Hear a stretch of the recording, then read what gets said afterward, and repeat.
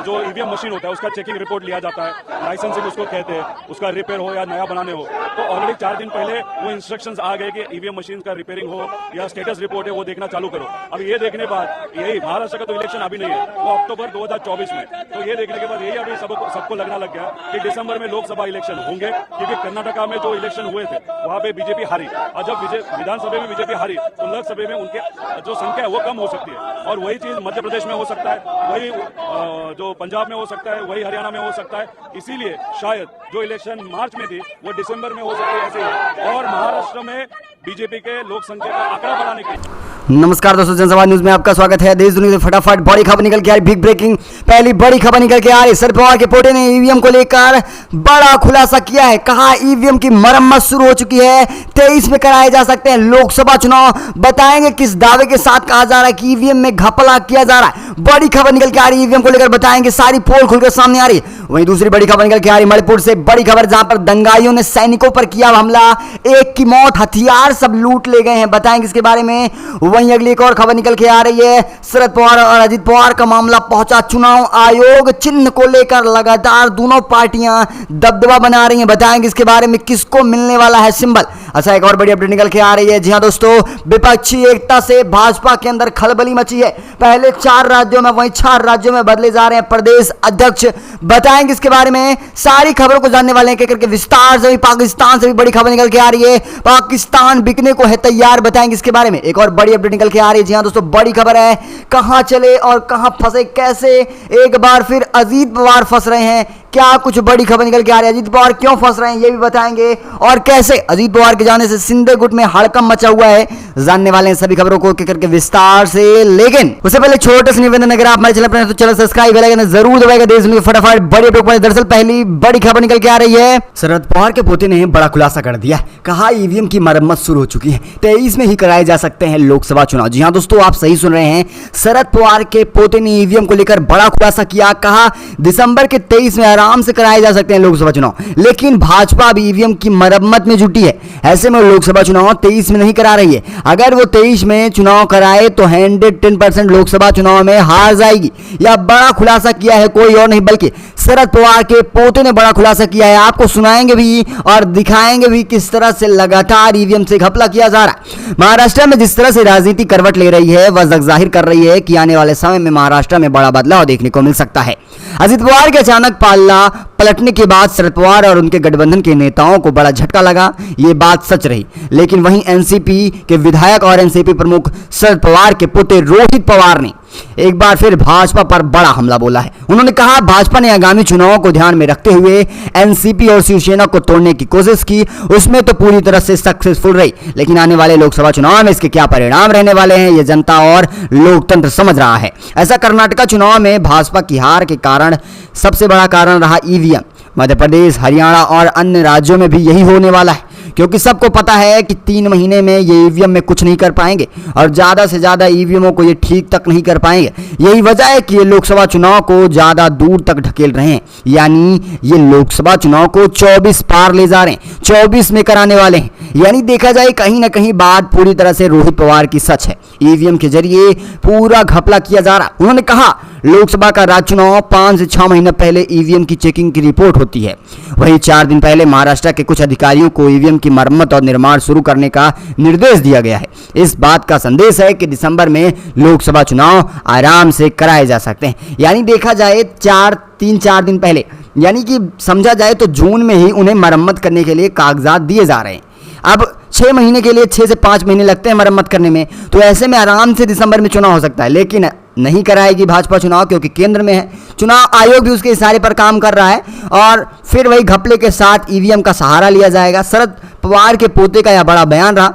आप इसे किस तरह से देख रहे हैं, अपनी राय जो है वो कमेंट के माध्यम से जरूर दीजिएगा। चलते हैं, एक और बड़ी खबर निकल के आ रही है मणिपुर से, बड़ी अपडेट निकल के आ रही है, जहां पर दंगाइयों ने सैनिकों पर किया हमला, हथियार लूटने की कोशिश की गई, कुछ हथियार लूटे भी गए। वहीं सुरक्षा बलों ने रोकने की कोशिश की तो झड़प में एक की मौत भी सामने आ रही है।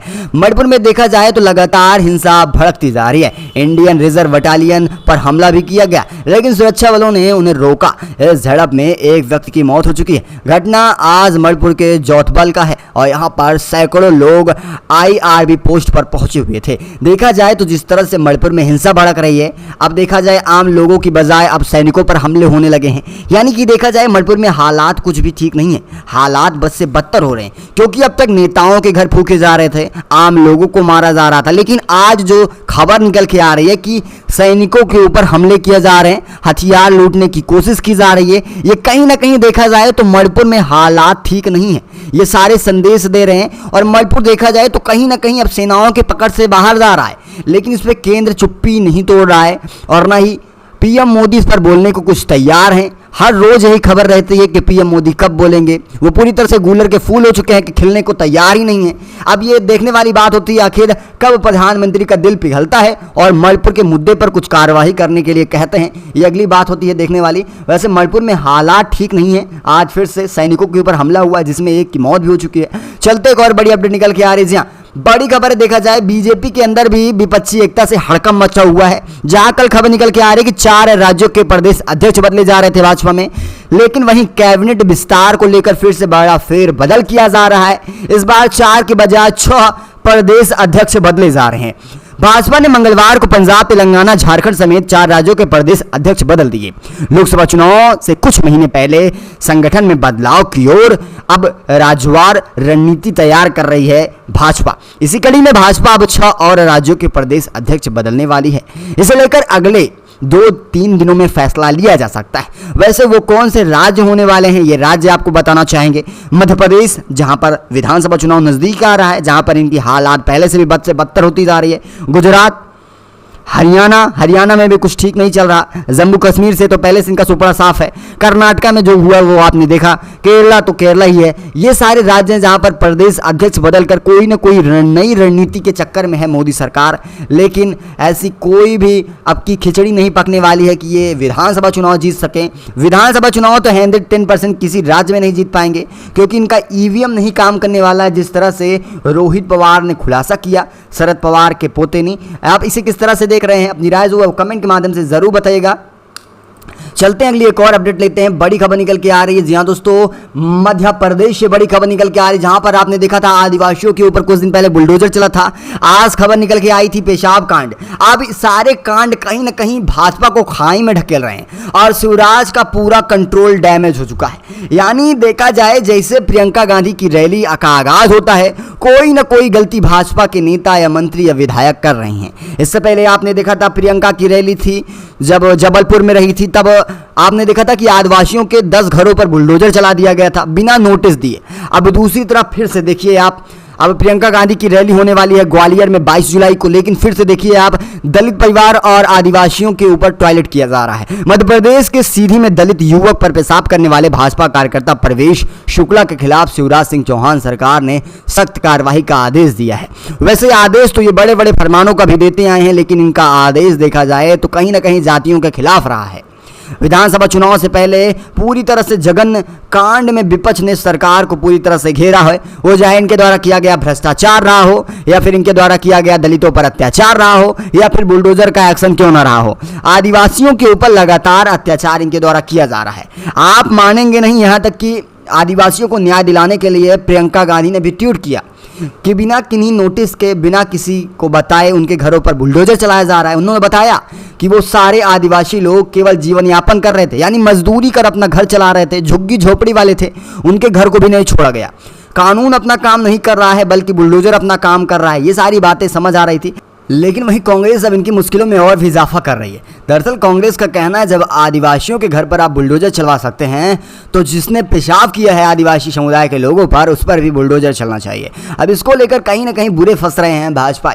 वैसे आपकी क्या राय है इसको लेकर, क्या बुलडोजर चलना चाहिए या नहीं? अपनी राय को कमेंट के माध्यम से जरूर बताइएगा। अगली एक और अपडेट निकल के आ रही है। जी हाँ, पड़ोसी देश पाकिस्तान से बड़ी खबर निकल के आ रही, जहां पर हालात एक सालों से बद से बदतर होते जा रहे हैं। चाहे वो फिर लगातार पाकिस्तान में हो रहे हमले की हो तालिबान द्वारा, या फिर देखा जाए वहां की आर्थिक स्थिति पूरी तरह से चरमरा गई हो। देखा जाए तो शहबाज सरकार से अब देश संभल नहीं रहा। पाकिस्तान में भले आर्थिक और राजनीतिक संकट की स्थिति हो, सैकड़ों उपद्रव मचे हैं और खाने पीने की चीज़ों के लिए किल्लत का सामना कर रहा है पाकिस्तान की आम जनता।